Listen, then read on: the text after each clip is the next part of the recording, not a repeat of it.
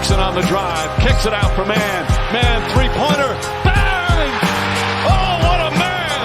Magic down the middle, just what I thought. A hook shot at 12, good! Here's Michael at the foul line, a shot on Elo, Good! The Bulls win it! They win it! now there's a steal by Murray, underneath the DJ, going up over Bell, ball away, yes! Yes! At the buzzer, he does it! Was there ever a doubt? A Smith screen, Posey will defend. Oh! LeBron James with no regard for human life! It's a physical game. Oh, me, oh, my! A monster jam by Blake Griffin!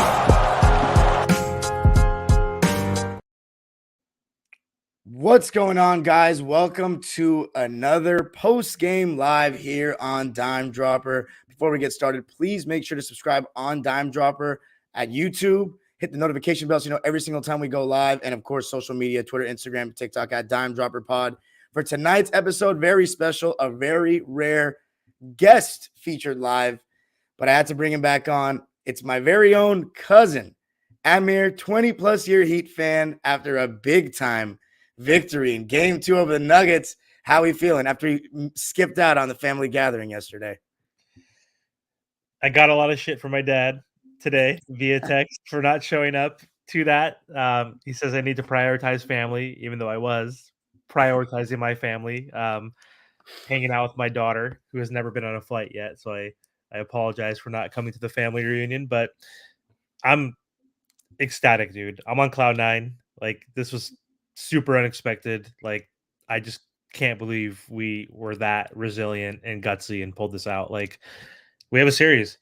Like, everything I've heard from the media is, Nuggets in 5, Nuggets in 4. I picked them in 6, being an unbiased, real basketball fan, right? So, like, the fact that we won this game, like, it's possible that we're going to actually probably have the most improbable victory in any sport, right? Like, just a 7th seed, aka 8th seed, pulling this off would be one of the most incredible championships in the history across all sports right now. So, like, I haven't even looked at the box score, so like I haven't. Got it right in I'm front of me. on cloud nine right now. Like, this is just absolutely nuts. Like, I did not expect them to win today, honestly. So I'm pumped, man.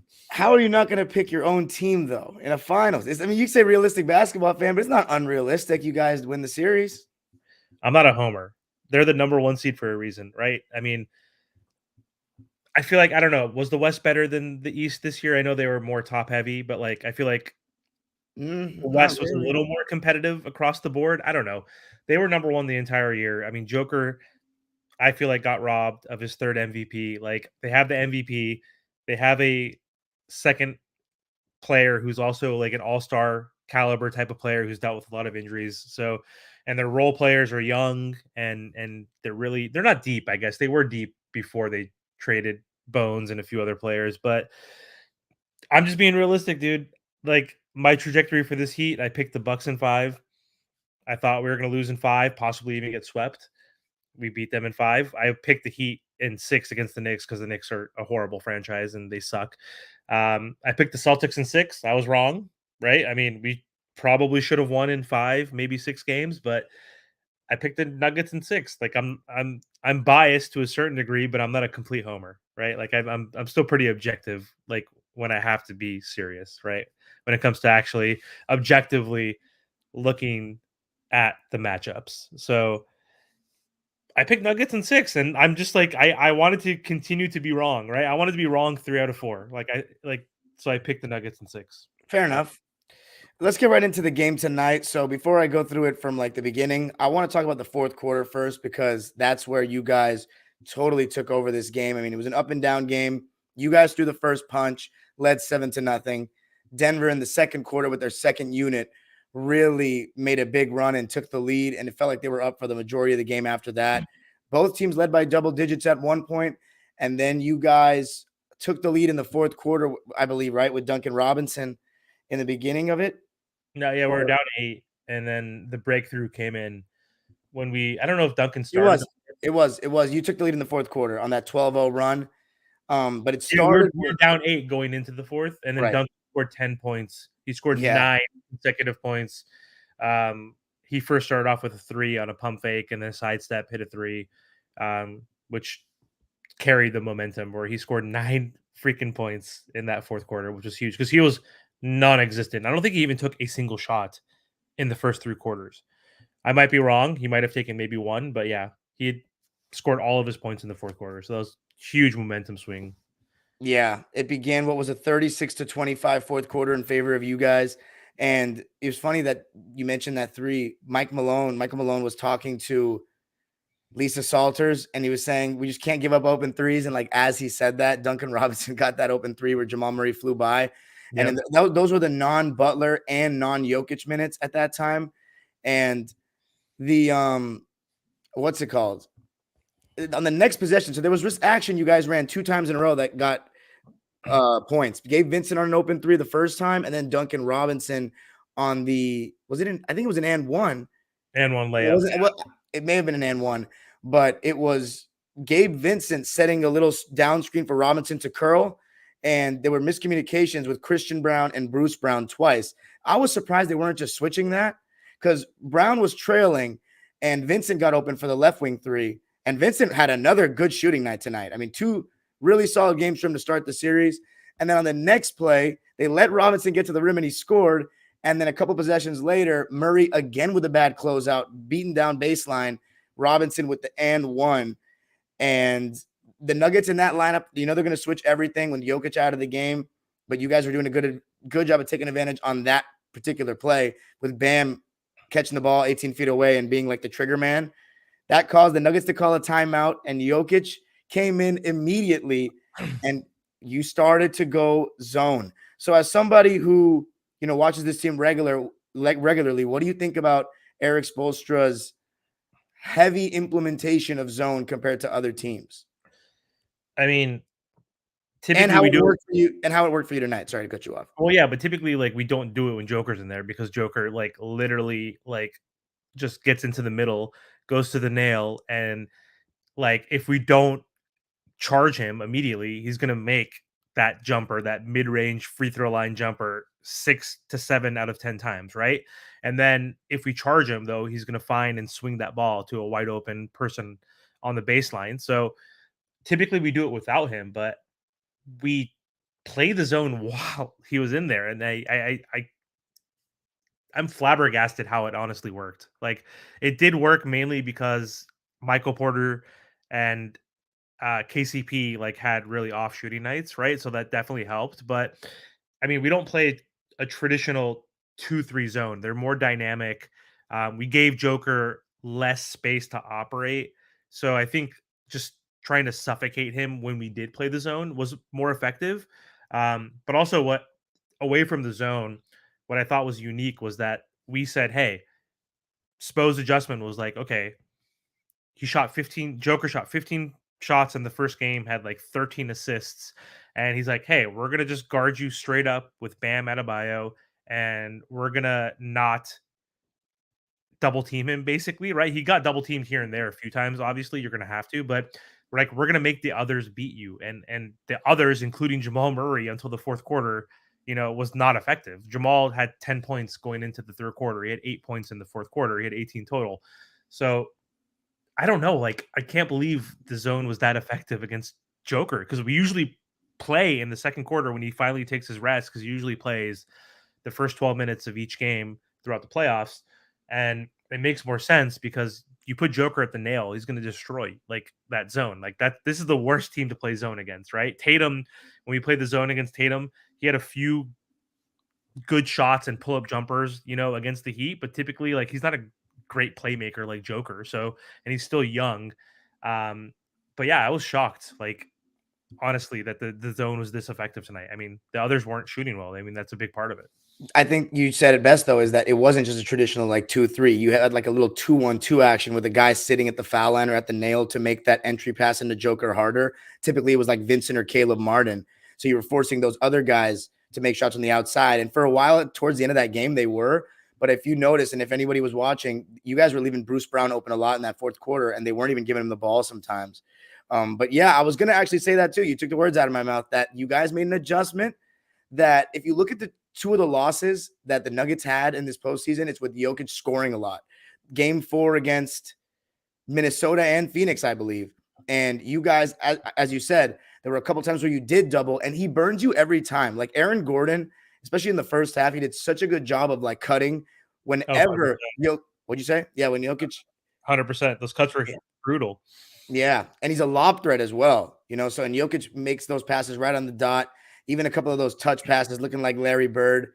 And yeah, the fact that you guys were able to, for the most part, stay straight up and just let him score and make tough shots. And like, look, Bam and Zeller, there were a couple possessions defensively. Zeller obviously was more problematic than Bam, but they're trying their best out there. Like, what are you going to do? We've said this in every series with this guy. What are you going to do? He's got the jump hook. He can turn over either shoulder. He's got the 3-ball, the mid-range, the floater, as you said, is just absolute cash. And he's so patient. Somebody said, I think it was Michael Malone said he was a mixture of Bird and McHale. And I actually think that's pretty accurate. I don't love historic comparisons all the time, but that's not that bad. He has the footwork of McHale and the touch of Bird. Like those floaters are sometimes nothing but net, but then also like when he's going downhill fast, which he's like deceptively freaking fast for an ogre, like he has that off the glass, right? Like from straight up. It doesn't have to be like Tim Duncan from an angle. Mm-hmm. Like he makes so many floaters and like jump hooks off the glass. Like he can use the glass. He has a soft touch. He could shoot threes. He has a post-up game. Like he has a face-up game. He's unreal, dude. Like at this rate, like he's not now the best European player ever, but like he's gonna surpass Dirk, like probably will in a couple years, because like he doesn't have any athleticism now. So it's like, you know what I mean? Like when you get older, you lose your athleticism, and like the game is already so slow for him anyway, and like he doesn't have any athleticism. He probably jumps. You probably have a higher jumper, and you're a Motamini, and we're Middle Eastern. We don't like have that real athleticism. Like you could probably jump like 10 inches off the ground, maybe. Let's say he can't get off the ground at all. Like none, dude. Like it's unreal, man. Like I like the comparison with like the McHale and Bird with the touch and the footwork, right, and the finesse. Yeah. It's like he's nuts, dude. You guys were up by 3 in that fourth quarter when the Nuggets called another timeout. That was your first lead since 29-27. It was a 12-0 run. The Nuggets had 3 straight turnovers in that run. One was a 24-second shot clock violation, and then a couple of illegal screens. So the zone, it was just making things tough for them. You threw that at them, and they didn't really know how to respond because, as you said, the other guys weren't really hitting shots like that. And you guys kept Jamal Murray at bay and were showing a little bit harder on those screens. You guys are going to play that like high drop coverage with Bam, but he's going to really be up there. He's not dropping too deep. And a couple of times you guys forced other guys to shoot. And someone like Michael Porter, for example, tonight, I want to check out his shot chart, but it felt like he was only shooting threes and just kind of shot himself out of rhythm. I want to see what his final line was. It was 2 for 8, 1 for 6 from 3. So there you go. I think MPJ, especially, he has so many possessions where there's smaller guys guarding him. He needs to get like closer to the basket, elbow area, mid-range area. If every shot is a 3, I mean, I've been there where you kind of just shoot yourself out of the game. And I know he's an elite 3-point shooter, but he takes a lot of tough shots, even though I just said in the last episode that there aren't many tough shots for him because he can rise up over the top. But big run there by the Heat, causing turnovers. Duncan Robinson, as you said, got it going. Jimmy Butler then came back into the game and had some big plays late. What did you think of Jimmy Butler closing the game tonight? Because ultimately, it really comes down to him. He made a couple of big shots, including one. I want to talk about the officials in a second because you're always quick to blame the officials when it's against you. But I want to see what you're saying tonight. But let me hear what you're saying about Jimmy. Had that big shot to put you up by 8 and made some big plays down the stretch. A 3-ball in the corner, an and 1. What you got? I'll complain about the whistle, but I know Jimmy got some bullshit soft-ass foul calls too. So, and again, going back to the whistle too, a side note, Jeff Green, who played 16 minutes, had more free throws than any Heat player tonight, which is horseshit. So let me, and like Jeff Green is not that aggressive. Like he's had like a couple like fadeaway shots where he was getting the whistle. So like, yes, I'm a little, I complain about the whistle sometimes, but also going back to KCP real quick too, a lot of the shots that he took also not taking advantage of smaller defenders because every fucking person on the Heat is a smaller defender. Even Bam Adebayo, in theory, is a smaller defender because he's 6'8", 6'9". He was taking side step 3-pointers. I think he had 1 3-pointer that was open today. Most of his shots were sidestep 3-pointers. So he's not taking the most effective shots, right? Instead of taking that mid-range, rising, and even maybe trying to drive, get to the free throw line to get in a rhythm. So Jimmy, frustrating. Just somehow, if you listen to any Heat podcast or just go to Heat Twitter, there's so many games since the Buck series since he hurt his ankle, which I think is partial reason why he's not as aggressive or there's something wrong because he's not getting that lift and he's not been playoff Jimmy. It seems like outside of a couple games, even maybe one or two in the Knicks series after the injury and like one or two in the Celtics series. I think he's still got to be hobbled because he is such an alpha and such a dog that like I don't think like his mindset can be affected or he can get distracted in any sense. I don't know whether it's internal, external, but again, I've looked at the box score so many times throughout the second round, third round, fourth round now, where it's like, how the hell did Jimmy Butler put up that line? Like the most quiet 21 points tonight. Like he had 28 a couple games ago or whatever, 29 against the Celtics, and it's just like the most quiet games and just most deceiving box scores. Like again, Jimmy's like, I need to be more aggressive. I need to step up. And he played the same way in the first half. Like he was super passive. His playmaking was very helpful, obviously, because we shot 50% from three today, which was insane and incredible. And I would have been very depressed if we lost this game shooting 50%, especially at that clip, making that, what was it, 13, 14, 15? I think it was like 14 to 15. But yeah, 17 for 35, 48.6%. even fucking more. That would have been even more insane if we lost. But he started off really slow again. And again, he was getting double teamed. Like he was breaking down like his first defender, and like there's a lot of eyes on him, and he had 9 assists, 0 turnovers, so like huge in that sense. But he was aggressive in the fourth quarter. He made up for it, right? Like he was attacking more into the paint. He still, on average, he gets to the paint 18, 19 times per game. He only got to the paint 11 times. So like again, I think he's hobbled. I think there's got to be something up. But in the fourth quarter, he was more aggressive. He did lean more into that pick and roll with Bam Adebayo. There's a few times where he had some pull up jumpers, which I was happy because they played under the screen, and he made some huge jumpers. I think he hit a 3 in the fourth quarter. He was 3 for 5, which is just again insane that Jimmy's shooting in the upper 30s, right, in the playoffs, right? He shoots like literally 10 threes in the entire regular season, right? And he goes 4x that in the playoffs every single year. So he was aggressive enough in the fourth quarter, and him and Bam were doing that high low action in the pick and roll, and he was setting up his teammates. He had a huge miss in the final minutes, like on a pull up jumper. He got the rebound and he passed it out to Caleb Martin, who hit his only shot of the game, that huge 3-pointer. So he was being aggressive, looking for a shot, but then also playmaking and finding his teammates for wide open shots. So I was happy with his aggression in the fourth quarter, but still, there's got to be something wrong, man. Like he's been inefficient again ever since that injury against the Knicks, landing on Hart's ankle. Like he's been super inefficient every single game. So Yeah, you're right about that. But I still think, honestly, if he plays well, which I still think he's capable of playing well, even with the injury, well enough to get the job done. But as you said, a lot of it's going to come down to the 3-point shooting of your other guys. At the end of the game, the Nuggets, by the way, good call on that Martin 3 because I forgot about that. But Jamal Murray on the way up the court, the Nuggets elected not to call a timeout. He takes a tough 3 against Jimmy Butler, really well defended. Jimmy Butler's defense in the fourth was great all the way around. And what do you think about that decision? Mike Malone not calling timeout. I think it was fine, honestly. It's always going to look bad when he misses. It was a tough shot. It almost went in too, but great contest by Jimmy Butler. And that was the win for the Heat, 111 to 108. 3-point win, the first win for any road team against the Denver Nuggets in this postseason, which shows how hard it is. yeah, I mean, I don't know. I just, based on the history of the teams that have played against the Heat this postseason, haven't had the opportunity to call timeouts, or they had the opportunity, but just the coaches like Thibs, but Budenholzer,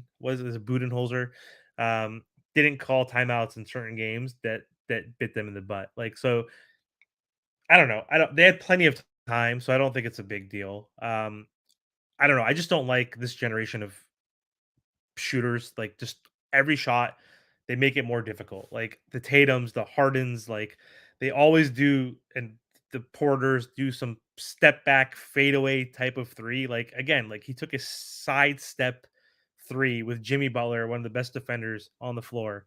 But what did you Like, want him to do? He couldn't rise up over the top of Jimmy because he's smaller. He needed the sidestep to create separation. I mean, I don't know, like get a screen from Joker up top. They Like, did though, but they switched. Remember that you guys switched and blew it up. did That's why they? Jimmy Butler was on. Yeah, he tried, but you guys did a good job of switching. Who was on him initially?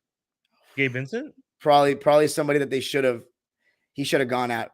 But I think he just didn't know they were gonna. He was probably hoping to get Jokic on some kind of a roll or pick and pop or something. But That's what I'm saying. Like they should have drew something up where they got like the mismatch. Like, I mean, who was on the floor? Like, I mean, Duncan Robinson was probably not out there no, he wasn't. But I think that's a really big thing that you guys, without a timeout, were smart enough to switch on that last play. Because imagine if two guys like you see so often go to Joker and then Murray pops up for an open three. That would have been a guaranteed make probably. So big time defensive discipline by your Heat.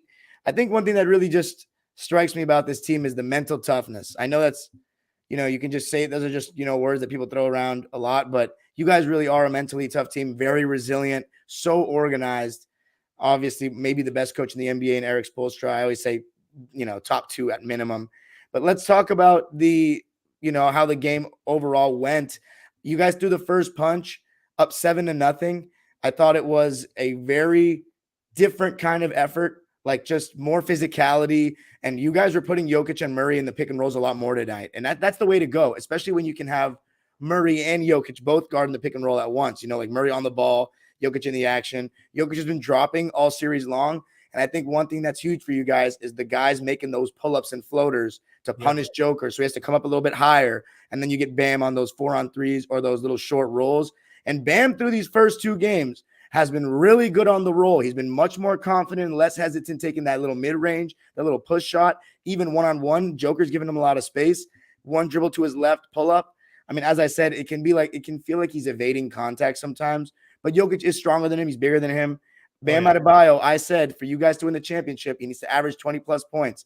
26 in the first game, 21 in the second game, 1-1 in the series. I think he's doing his job so far. I want to hear your thoughts on Bam's performance because we haven't heard much about him so far. Defensively, what he's going to bring. He's trying his best. But offensively, where we criticize him a lot, he's been huge so far in these first two games. Yeah, he's been huge. He's been getting the drop defense. Just it's not as significant as what Lopez was doing in the first series against the Bucks. Like he was just daring him to shoot. But I don't know. I think psychologically as a basketball player, like when someone gives you that much space and dares you to shoot, sometimes you mentally get that block and start thinking too much. Like, why am I so open? Why does he think I can't shoot? And I think that has affected Bam in the past, and he's not as confident. Definitely has. You know what I mean, though? Like, just as a playing basketball, like the psychology aspect of being that open is just Of like, course. it's frustrating, but he's not also like that lethal of an offensive player where he's going to make them pay. Like, it's not like Dame or Steph or someone where you're like, are you serious? Like, you're going to give me this much space? This is like a cakewalk, right? But for him, I think he has that mental block. But yeah, Joker is not giving him as much space. But I don't know. I don't know how he has this confidence, honestly, against Joker because the Heat have not beat the Nuggets in, I think they were 0-6 in the last 3 years. So we've lost the matchup in the regular season with them for 3 years in a row. But then I forgot the stat. Like we haven't won in Denver in like 8 years or something crazy. So and Joker has been just owning Bam like for the last 3 or 4 years, right? And so I don't know. Bam is he just seems more confident, like you've said, and more decisive, and he's not like second guessing. Like he's like, if I got the space, I'm gonna take it. If he's gonna guard me face up and close, I'm gonna drive by him. And if I get double teamed, then I'm gonna kick it out and I'm gonna find Gabe Vincent, who's been knocking down these jump shots. Like he's obviously been doing great on the pull up, but like he's finding Max Struess and finding other players. But all around, he's controlling the pace of the game. Like when Duncan came in that fourth quarter, like they were doing the dribble handoff, like which they're known to do, like for the past 3 or 4 seasons when they've been playing together. Um, but yeah, like he's just the pick and roll has been really effective too because everybody just has been attacking Duncan, right? Like they've just given him so much credit. The gravity that he's pulling has been so effective, and Bam has been rolling hard to the basket and just being very effective. So yeah, just super excited like that he's showing this confidence, like obviously on the offensive end, because we know he's a great defensive player. Yep. We were wondering if there was going to be any adjustment defensively in terms of Bam guarding somebody else. But Bam did stay on Jokic, and Jokic was good in the beginning of the game scoring. He started right away, 11 points in the first quarter. And despite 4 first quarter threes from Max Strus, who had a bounce back shooting game in this one, the Nuggets were still hanging around. Score at the end of the first quarter was 26-25 in favor. 26-23 in favor of the Heat. What did you think of the adjustment? Kevin Love in the starting lineup instead of Caleb Martin. You wanted to have that extra size out there so Aaron Gordon didn't dominate on those mismatches. And you saw that Kevin Love held his own defensively, still added some floor spacing. Those outlet passes are amazing. Hot take by Mark Jackson tonight saying he was the greatest outlet passer to ever play basketball. I'm not sure about that. But he's up there. That's for sure. And I think he made a great impact tonight as opposed to this, a bunch of smaller wings out there that were getting crushed by Aaron Gordon in the first quarter of game 1. Your thoughts on K Love tonight? Yeah, he was huge. I think what I was surprised the most about was just his defensive effort. So, like, again, to your point, they wanted to increase that size for more so Gordon, right? Like, because Bam was guarding Jokic. So, like, I thought if we were going to put Kevin Love in, he was going to be in there just to help and also just be someone that we can just foul, just it's not like the 90s and early 2000s where you just had to have a 7-footer like a Samuel Dallenberg and just like any scrub that's 7 feet. Like, I guess that's more for Shaq. Just someone. Yeah, no, but that you're spitting facts though. That was the Shaq effect that he would have guys that like probably wouldn't play in today's game. Not because they're like bad basketball players per se, but like they're not needed as Right. much. Like your Greg Oster tags, like those kind of guys, just in there to hack and take big hit. Eric Dampier.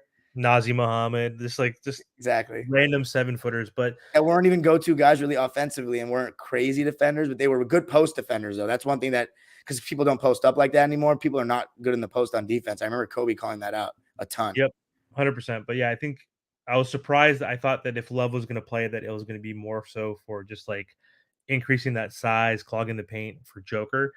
But he was guarding Gordon because Gordon abused Gabe Vincent. They were getting that switch. Gabe Vincent's like 6'1", 6'2" max. And so Gordon had 14 points in that first quarter. So he didn't completely negate him. He still had, I think, a couple buckets in the paint, but that was mainly because of like pick and roll with Joker. And Joker having those crazy touch pass like alley oops to him, but he was effective keeping Gordon away from the paint, getting those easy buckets. But also he was leaving Gordon open and switching. And like there's a few plays where he contained Michael Porter Jr. Like he was trying to drive baseline and like he D'd him up extremely well. So like he was like allowing again Gordon to beat us, which I think it was 2 for 4 from 3. He hit one in the fourth quarter, but I think it was 1 for 3 like when Kevin Love was in the game. So I think defensively he just had a really good impact, which was very shocking.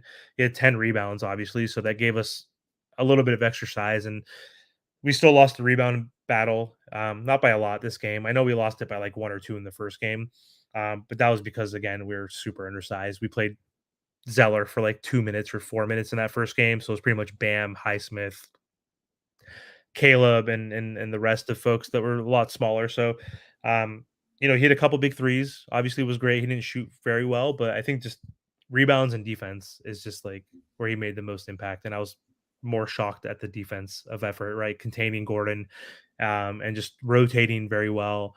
And yeah, I'm just happy that he got some minutes, and I think that was the biggest adjustment that Spo did make.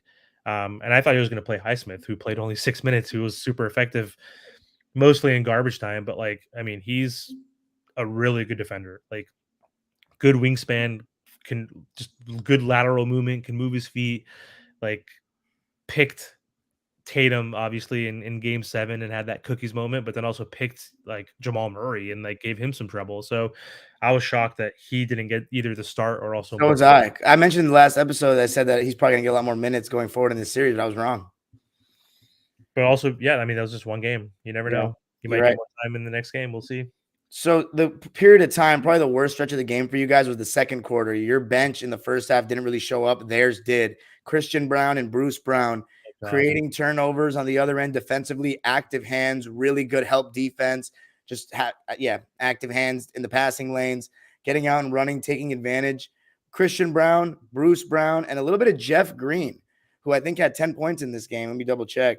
But they went up by as many as 50 to 35. Jeff Green had 9 points, Bruce Brown 11, and Christian Brown had 6 points on 3 for 3 shooting to go along with 3 assists in 15 minutes. So definitely a better performance for Christian Brown than in game one.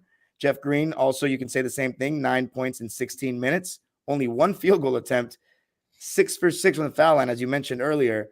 But the Nuggets went up by 15. Jamal Murray started to cook, hit a couple of threes, had that beautiful one-on-one moment against Bam where he stopped and did that classic pivot turnover. One footer. Left shoulder. I hate Yeah, the that. one-legged fade. Went up by 15. What do you think was the biggest, since you're watching the games from a Heat perspective, why it was starting to go so horribly wrong for a bit? I think they were just rotating really well and just switching every play basically and not giving the Heat those pull-up jumpers. So Gabe Vincent was hitting all those pull-up jumpers in the first quarter. Max was doing really good on those slip screens. Like they had some flare screens, just getting him wide open.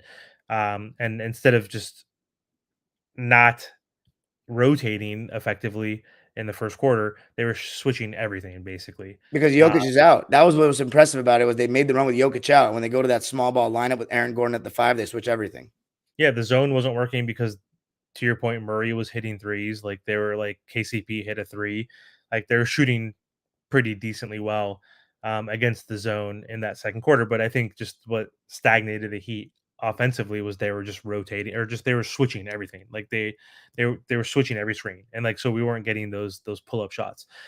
We basically took all threes and all mid range shots again. Like again, we didn't get a lot of calls until the end of the game.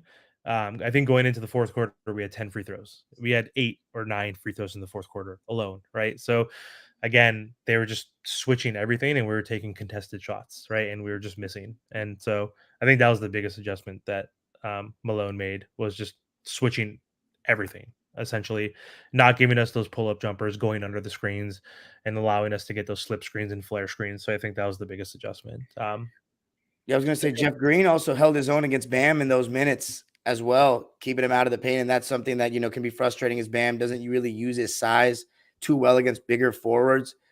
Jimmy Butler, we saw him guarding Jamal Murray a lot more in this game, and he did a pretty good job, I will say. Gabe Vincent was looking good in that first half. Both teams were shooting the ball really well from 3 in the first half. Nuggets went up by 15, but you guys did a good job of ending the half, getting back in it, and we're only down by 6 at the half, 57 to 51. The Nuggets outscored the Heat 34-25 in the second quarter. Thought Aaron Gordon had a really good half. His defense on Jimmy Butler, but his cutting, his screening, and his ability to be a lob threat. Second half, third quarter was very, very even, and Jokic was a monster. 15 points in the third, especially when Zeller came in. He had one jump hook over his left shoulder and one over the right. Hit a pick and pop. Actually, no, it wasn't a pick and pop three. He got the ball and went coast to coast, pounding it with his left hand, took contact, floater. He was beasting in that third quarter. But as I said, as the same thing in the first half, Jimmy Butler, as you said, drawing two defenders, attracting extra attention, being more aggressive in that pick and roll against Jokic and drop, and putting Murray in the pick and roll more. And you saw guys get open shots, and they were knocking them down, particularly Gabe Vincent. You mentioned Kevin Love's defense early in that third quarter against MPJ at times.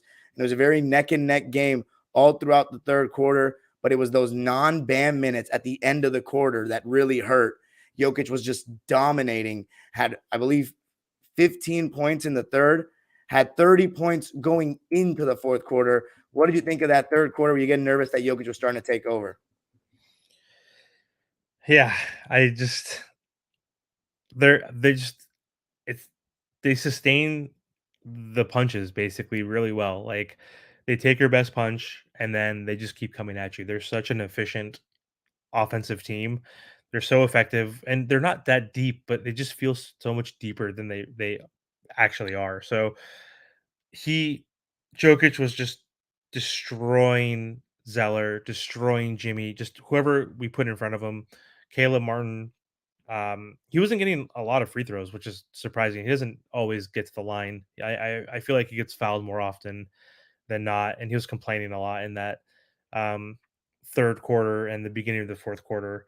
Um, but yeah, I just honestly I thought that they took our punch and that they were just gonna just there's gonna be an avalanche from the Nuggets. Just I was surprised that we were able to trade buckets and not go into that fourth quarter down by double digits. And I just knew that we needed to stay within single digits um, throughout this game if we had a chance. Just I don't think that we were going to be able to come back from a double digit lead just because anytime we go on a run, they go back on a run immediately. And they did that in the fourth quarter. Like I knew just being a Miami Heat fan, just it's so torturous because we've been in the most clutch games this season. I think we were either number 1 or 2 in clutch games. I think like 50 of the 82 games were decided by 5 points or less within 5 minutes. And so knowing that we were up by 10 or 11 or whatever it was with like 5 minutes to go after Bam had a huge and one dunk from a pick and roll dime from Kyle Lowry. I think we are up by 10 at that point. Then he hit the free throw to put us up by 11. And I just knew that like they are going to come back. Like it's not that we just like take our foot off the gas. It's just like it's destined that every game has to be this close and torturous. Um, I was just happy that we were able to keep it relatively close and not go down by 12 or 13 going into that fourth quarter. What was the number that we were down by going into the fourth? Were we down by like 3? 8. Oh, 8. right. Okay, so that I think it was 83 to 75. Yeah, it was 83 to 75, and you outscored them 36-25 in that fourth. As you said, or as we said, the zone and that beginning of the fourth quarter with Duncan Robinson hitting shots, running those off-ball screens for him, and then later in the quarter, putting Jokic and Murray in the action, pulling Jokic out of the paint. That Bam and one, I'm happy you mentioned it because that's another play I forgot about in that fourth. And we got to give Kyle Lowry some credit as well because when he's making Jokic pay in that drop coverage, Jokic comes up just that bit higher, and that's when you get Bam going downhill in those 4-on-3 situations. So if players like Jimmy Butler, Kyle Lowry, Gabe Vincent hit that pull-up with Jokic and drop, you're probably going to see some adjustments, and that will allow Bam Adebayo to get in the middle of the floor and cause havoc. But what a win. As you said, the Nuggets, the home team, is always going to make that push, but the great teams can withstand that and get across the finish line. That's what the Miami Heat did with the 111 to 108 win. But I need to mention a couple of big calls. Jamal Murray, it was a tough call in the moment, but that was a goaltend. It was on the way down. Yep. We agree on that? Yes. Could have made a big difference at the end for them. Man, but that makes a huge difference. Yeah, because at the end they went for 3. They could have gone for the win on a 2. And then this is not a bad call or anything, but KCP with 2 fouls on 3-point shooters, not good defensive discipline at all from him. He hit. Yeah. Was it Vincent or it was Strus? It was Strus. He hit his arm. That was blatant. What do you think about the foul that KCP got with Gabe Vincent, who got like pushed or tripped, and then like he landed in his airspace, but he didn't land on his airspace. He was knocked over. Yeah, that was a weird one. I don't know what to say because by the letter of the law, he didn't let him land, but he was on the floor. So I don't know. But there was also the Jimmy Butler was. What'd you say? There's some questionable calls up until that fourth quarter, dude. It was 8-20 again, and we were definitely more aggressive than the first game. There were some questionable calls. I remember Caleb Martin got called for an offensive foul where he just literally just bumped into whoever the defender was, made the layup, and they called an offensive foul. He didn't extend his arm, no hook or anything. Soft. And then there was one out of bounds where Jimmy was out when he kicked it out to Vincent, I believe, for 3. But that again, why can't they review it? Yeah, they could review Max Strus being out of bounds for hitting a 3. Why can't they reverse that? I don't know. Do you remember what I'm talking about? Last year against They didn't reverse it, did they? Yeah, Max Strus stepped out of bounds on that 3. No, they reversed that one. I'm saying they didn't reverse the one tonight, did they? No, but why can't they? I'm asking. Yeah, I don't know. Why is the NBA so fucking inconsistent where they could look at the replay and be like, "Oh, Max Strus stepped out of bounds on that 3 against the Celtics in game 5 or 6 last year," but why can't they look and say, "Oh, Jimmy stepped out"? it doesn't make sense like that review like offline.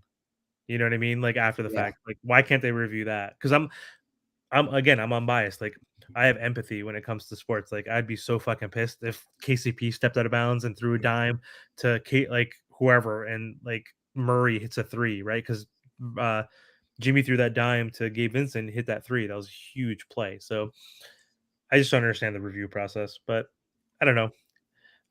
I just think NBA refs are so bad, and the calls They are are so bad. soft and inconsistent. It's just like ridiculous. Man. Very inconsistent. I mean, that's definitely the right word. But the team stats, the Heat shot 49% from the field. Nuggets shot 52%, still lost. From three, the Heat were an amazing 17 for 35. I feel like that's been the big X factor for the Heat is if their role players are making their threes. Last game, they weren't. Tonight, they were. Heat win the game. And a lot of that comes from Jimmy Butler being more aggressive, in my opinion. 17 for 35 as a team for Miami, so 48.6% there. The Nuggets, 11 for 28 from three, so they shot better than game one, 39%, but they still haven't had a game shooting 40% or higher from three. I think one of those is coming in Miami. Free throws, 18 for 20 for the Heat, 90%. You got to love that. For Denver, 19 for 22, 86.4% for them. The Nuggets won the rebounding battle by 7. The Heat won the assist battle by 5. The Nuggets turned the ball over 14 times and the Heat 11 times. And both teams took advantage of them pretty well with 23 and 19 points off of turnovers, respectively. Nuggets 48 to 34 in points in the paint. They led by as many as 15. Heat led by as many as 12. As we read the box score for the Denver Nuggets, Bruce Brown played 27 minutes, 11 points, 5 rebounds on 4 of 9 shooting, 1 for 3 from deep. You guys are leaving him alone a lot in that fourth quarter in the zone, and they weren't really trusting him. And I guess because he was 1 for 3, but he's shot pretty well from 3 in these playoffs. I think you got to keep trusting him, in my opinion. Actually, no, he hasn't shot that well from 3 in these playoffs, 32%. So maybe that was part of the reason why you guys are playing to that. But I don't know. Genius. I'd rather have him shoot than anybody else, dude. Yeah. You gotta keep the defense honest though. The same way the Lakers are doing with Gordon, and then they started giving it to him, and now he's shooting with more confidence. As you said, in this game he made 2 threes, 2 for 2. So I think you got to keep him, keep the defense honest, let Bruce Brown fire away. And as a Heat fan, you would still want him to fire away. The starters for the Nuggets, 26 minutes for MPJ. As I said earlier, I think he's got to get more of a diverse shot profile here going forward. 5.6 rebounds on 2 for 8 shooting and 1 for 6 from 3 is not good enough. KCP, you said it yourself, not a great shooting night for him. Tough shots, 6 points, 3 rebounds, 3 assists on 1 for 4 shooting and 1 for 3 from deep. So with MPJ and KCP with only a combined 11 points, that's a big win for the Heat. Aaron Gordon thought he had a pretty good game on both ends of the floor, but second half was quieter offensively. 12 points, 7 rebounds, 2 assists and a block on 5 for 7 shooting, 2 for 2 from 3. So a very good game for him. He actually missed 2 of the 3 free throws for the Nuggets that they did miss. He was 0 for 2 from the line. And then the duo, Jamal Murray, 18 points, 4 rebounds, 10 assists. So he still got a double-double, but 7 for 15, 3 for 8 from 3. I'm guessing you'll live with that. 100%. And then Jokic, 41 points, 11 rebounds, 4 assists in a loss. He had 5 turnovers, though, so definitely you need to keep that down. I honestly think Jokic had a very good game. I think he needs some better from his other guys, but anything Jokic could have done differently in your opinion? I mean, he was exploited a little bit more on defense than usual, but I think he was good enough. I don't think so. I mean, he had the 4 assists is huge. The fact that the others didn't beat us, like that's huge. Like, when was the last time you saw a game where Jokic had only 4 assists? Like, it feels like months, right? Like 7, 8 feels like a bad game for him. So he had 28 shots. Like we were giving him like we're just saying you beat us. Like you get all the buckets. Like in what world will an MVP get 28 shots, score 41 points, and lose? Like it's just like unreal. Like it happened before though. These kind of things. I mean, 16 for 28, 2 for 5 from 3, 7 for 8 from the line. The big win for the Miami Heat. For the Nuggets, need the other guys to make more shots, but yeah, I think it was just one really bad quarter, man. The Nuggets had you. They had you, but then you got to be prepared for that zone to move the ball around and the wing, their wings. They need to keep the defense honest and fire away. As for the Miami Heat, who played a 10-man rotation tonight, Haywood Highsmith, we talked about him. A donut, no shot attempts in 6 minutes. Pretty surprised he didn't play much. Heat going with more size. It did pay off. We'll see if he gets more minutes in Miami. Cody Zeller, 8 minutes, 2 for 2 from the field, 4 points, but he was a minus 14. Do you think he played badly, or is he just not able to handle, Jokic? He's not able to handle Jokic. I mean, I don't understand why he's still getting minutes. I feel like we should distribute those minutes now, especially moving forward with Hero. I mean, Hero's probably going to get some minutes from some of the guards, but like, which guards is he going to take those minutes away from? Like, Duncan showed his worth. Max showed his worth going 4 for 7 from 3 in the first quarter. I mean, maybe from Caleb Martin, who's been less effective, but he's been sick, I guess. I don't know. I think moving forward, you give those minutes to Love and Highsmith, I guess. He's just Mr. Butterfingers in there. Like he only had one turnover, but like I remember he got like an offensive rebound and just like fumbled the ball and lost it. Like it was in his hands, fumbled it, lost it through his legs, and they got the rebound. And another time he got another offensive rebound, and I don't remember who it was. Some guard swiped the ball. I think it was Murray, swiped the ball from him after a great offensive rebound and lost the ball. And then it was a fast break in transition, which obviously we know Denver's super dangerous in transition, and they scored. So like he's just not effective offensively and defensively. Like no one's gonna be effective guarding. Even Bam, one of the best defenders in the NBA, is not effective defensively against Joker. He had 41 points. Yeah. 20 of those points were on Bam, right? So it's like I don't see a reason why to give Zeller any minutes besides just for fouls, perhaps. I don't know. But you don't want to put Joker on the line anyway, so I don't know. I don't see a reason to play him. I was shocked that Spo played him. He was minus like minus 14 or 20 in the first game in like 8 minutes. You know what I mean? So like it's just he's not being effective. Yeah, Duncan Robinson, 17 minutes. He woke up in that fourth quarter. What a big time quarter for him in game 2 of the finals. 10 points, 4 of 5 shooting, 2 for 3 from deep in 17 minutes of play. 5 Heat players in double figures, him being one of them. Caleb Martin, as you said, they said he was sick or something. He has not looked like anywhere near the same player we saw against Boston. We'll see if that changes in Miami.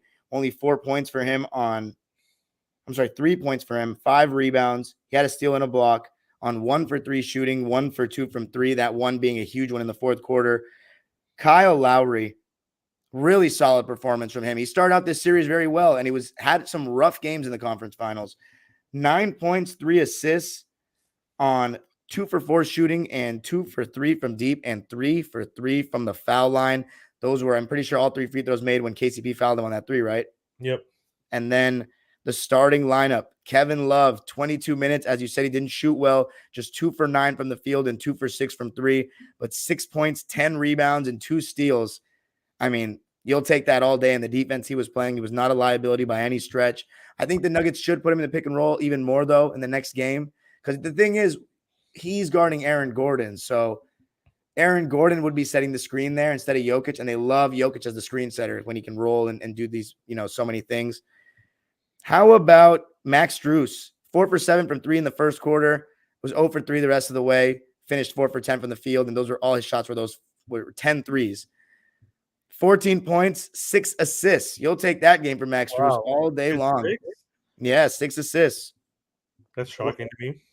Yeah, and then Gabe Vincent, another fantastic performance. 23 points, 3 assists, 2 steals on 8 for 12 shooting and 4 for 6 from 3. So 66% from the field and 3 for 3 from the line. What can you say about the way he's been playing in these playoffs? If he's 4 from 6 from 3, he's 9 for 16 in the finals. He's 9 for, what is that, 55%? Like he's the X factor. So Caleb Martin was the X factor last game or last series, and it just, I don't know, when you're a role player, like you go on a streak or just depending on the matchups, I guess he had a better matchup. Also, I think they're defending him. I think they're giving him a little more respect. Plus, he's been ill. But like Boston wasn't giving him any respect at all. I feel like he was getting so many open 3-point shots in that series. He was taking 14 to 15 field goals per game. In that series, he took 3 today, you said, and the last game he took 7. He was 1 for 7. So, I'm not going to judge him completely there on that, but Gabe has just been inspirational. Like, I mean, unreal. Undrafted, as they keep saying. Um, he had 23 points. He had more points than Jamal Murray on the road, right? He shot 8 for 12. Like, that's ball game status right there. He was your team high in points and more points than Jimmy. He was the second leading scorer in the game behind Yeah. Joe. Like, that's game. That's ball game status right there. If Gabe Vincent, he's our X factor. He's proving to be the Caleb Martin of this series right now, right? So Jimmy's playing okay, I guess, right? I mean, 13 points in the first game, not great, but he had 21 points, 9 assists, and whatever else he had in the box score. Bam's stepping up, playing really effective on both ends, obviously more so on the offensive side, which is just whenever he's aggressive, to your point, when he scores 20 points or more. I think the Heat are 7-1 in the playoffs. The only loss we had was game one when he had 20 points or more, right? So we need an X factor, and we need the others to shoot well, and like we can oscillate between a Duncan game, a Strus game, a Martin game, a Haywood Highsmith game, or whoever. But that third um, impactful player, I guess, has been Gabe Vincent so far, and that's why we're tied. Um, you throw in Caleb Martin and Max Strus and Duncan having similar games to they did against the Celtics, the Heat are going to win the finals. Like, whether or not Jimmy is playing like playoff Jimmy, if Jimmy can get you like 18, 20 points per game, Bam can get you 18, 20 points per game, and if Vincent can play this consistently and get you 18 points um off 8 for 10 shooting or whatever the hell he was for tonight, shooting 50% or so, I think he is from 2 this series, and 55 from 3, like, we're going to win the championship. If these undrafted role players are going to like consistently give you double digit scoring, it's unreal. Like, kudos to Gabe Vincent. He's making $2 million a year this year. Um, it's like on a 3-year deal, he's making like I think $6 or $9 million total. Like, he's gonna get paid right now. Like, he's just his pull up jumper has been really meaningful with Tyler Hero being out. I know we've been winning without Tyler Hero. I know he's a liability on defense. I know he like takes these stupid Jordan Poole esque Michael Porter Jr. even type shots, like we're just step back crazy fadeaway type threes. Um, but Tyler like would be really good for this series right now because of the drop that they're playing. Like, we Yeah. need guys who can pull up and play. He's our only like real 3 level scorer, honestly, like outside of Jimmy, I guess, if you will, right? No one else can really get to the rim. Um, so yeah, Gabe has stepped into that role as like our effective spot up shooter, pull up shooter. He's getting to the rim. He's playmaking. He's playing really good at defense. So I'm just really proud of Gabe Vincent in these first 2 games. I don't think he played in the bubble when we made it to the finals. He was on the bench. I don't think Strus played either. Caleb Martin, I think, was injured that year. Or no, Caleb Martin, I don't think was on even on the team in He wasn't. 2020. But yeah, it's just inspirational to see these guys get this opportunity at this stage and just score 23 points against the Denver Nuggets, who are a pretty good defensive team. So huge game from the role players. Like, I'm still super pumped that Max was able to come back from that 0-10 shooting effort in game one to go 4-7 in the first quarter. Like, that was just the catalyst that helped start us in the right direction in that first quarter. They gave us that 12-point lead. So super pumped. Yep. Bam and Jimmy each with 21 points. Jimmy with 21, 4 rebounds, 9 assists, only 1 turnover, 7 for 19 from the field. So not the most efficient game, but as we said, he's still closed, and that's all that matters, and created a bunch of good shots. 2 for 5 from 3, 5 for 5 from the line. Then Bam keeps hitting over that 20 points. Heat will be fine, in my opinion. 21 points, 9 rebounds, 4 assists, 2 blocks on 8 for 14 shooting, 5 for 5 from the line. My biggest thing going into the next game is to see how the Nuggets respond to that zone with the Heat putting somebody in the middle of the floor. I would also like to – I think a lot of it's just going to come down to who makes their threes, though, which so many games in today's NBA really come down to. Let's see what the impact of Tyler Hero is. Huge game for the Heat. Final question to you, final thoughts. Is it a must-win in game 3? And how do you any closing words? No, because we still won. I mean, a playoff series doesn't start. You'd have to win another road game, though, to win the series. we've shown that we're capable of doing that. We've won on the road in every single series, so um, I don't think it's a must win. I mean, it's a very important win. If we can win and hold serve, then we have home court advantage, and we just need to win at home, right? Like lose game 6 or game 5, and then win game 6 at home, right? So, but I mean, the Heat were 6-0 until they played in the Boston series, right? Going like we were 6-0 at home, and then we lost 2 games to Boston at home. Um, so yeah, I don't know. I don't think Having it's a must win. I'm happier we won this game versus game 1. Honestly, if we were going to steal a game, I think I'm yeah, happy. with momentum. If I mean, I know the games are mutually exclusive and like they don't really mean shit. Like I don't believe in momentum truly, honestly, like because each game is its own individual game. But if we were to win one of the two, I'm happy we won this game so that we can go home and potentially build some momentum. Um, but yeah, I don't know. This was the first time you guys trailed in a series this year, losing game 1, and this is if you guys win game 3, it would be the first time the Nuggets trail in a series at any point of these playoffs. So something to watch. Any last words before we sign off? I I'm just like so shocked that this is like the most frustrating Miami Heat season, most impressive, ridiculous, insane, like unbelievable season. Like just the most stressful possible season. I know we had, which I never use this as an excuse, but like I forgot who said it, like EJ or Chuck or someone said that like the Heat had the third most injuries in the NBA like this season. So I was like, it kind of makes sense because we had the exact same team minus literally PJ Tucker.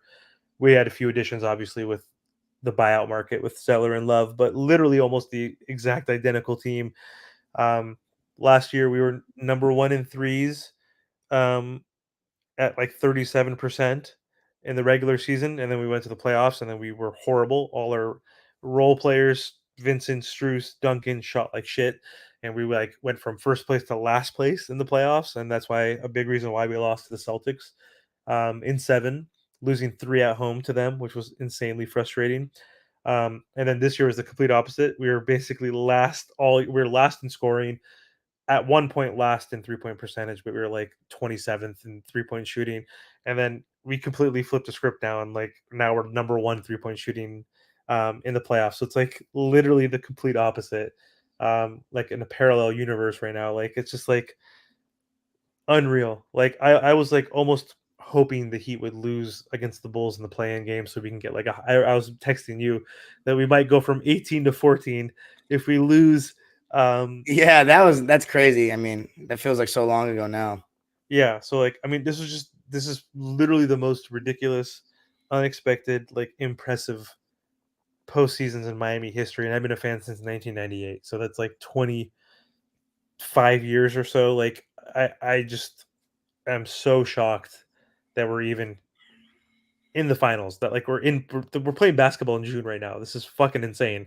With Yeah. Tyler Hero out, who's our second leading scorer, like, I don't care about the context that Tyler Hero, like, compared to other teams, like, if you lose your second best player, like, most of these teams would not be in the finals. Like, that's like Chris Middleton. That's like Jalen Brown. I know that's like the context is a little bit different because Hero's not as good as most second best players on certain teams, but like he averaged 21 points per game. He was the Second sixth best scorer. Bam is definitely the second best player. right. Okay, but still, second best scorer. It's still Yeah. huge. Like, and no Victor Oladipo. Like Jimmy's been hurt like since the second round. Like it's so improbable. Um, I'm just happy. Win or lose, I'm happy. I'm just happy we didn't lose against the Celtics, blowing that 3-0 lead. Yeah. I think more importantly, I'm happy that didn't negate like what they've accomplished. Yeah. Like That would have been a tough pill to swallow for sure. they're they're gonna make a movie. Like if the Heat win this is gonna be the best like 30 for 30 or whatever like story, right? Well, where would you rank this if the Heat win this finals? Like across all sports, like Oh, I don't know enough about all sports, but in basketball, it's one of the best, if not the best. It's one of the best. I mean, it has to be, right? Like with the whole factor of the play-ins, like just Well, I mean, it really has a strong argument as the best because you would be the lowest seed to ever do it. So, I mean, technically we're 7. you but still the lowest seed because the 95 Rockets were 6, so you would be the lowest seed regardless. Yeah, I mean, they had an impressive run too, though. They Yeah. beat they beat both number 1 seeds too, and like that was a super impressive run as well in 1995. So, but yeah, Yeah. I don't know. I'm shocked. I'm pleasantly surprised, and I'm optimistic now. Like I didn't think we were going to beat the Nuggets. I picked them in 6, but like again, Now I'm serious. I'm trying to do the reverse jinx kind of thing, right? Like by picking against them, Yeah. and hopefully we win. So we Yeah, shall- by the way, your brother said it's not just Alonzo Mourning why you're a Heat fan. He said Tim Hardaway was also one of his favorite players. they are all my favorite players. Once I stick with a team, I'm loyal, and I mean for me it was just mainly Alonzo Mourning and my older brother liking them. So, but obviously Tim Hardaway was spectacular. Yeah. Well, thanks, man, for joining. It was always great. Likewise, buddy. Thanks for having me on. Make sure to comment on the video, guys, how you think the series is going to go from this point forward.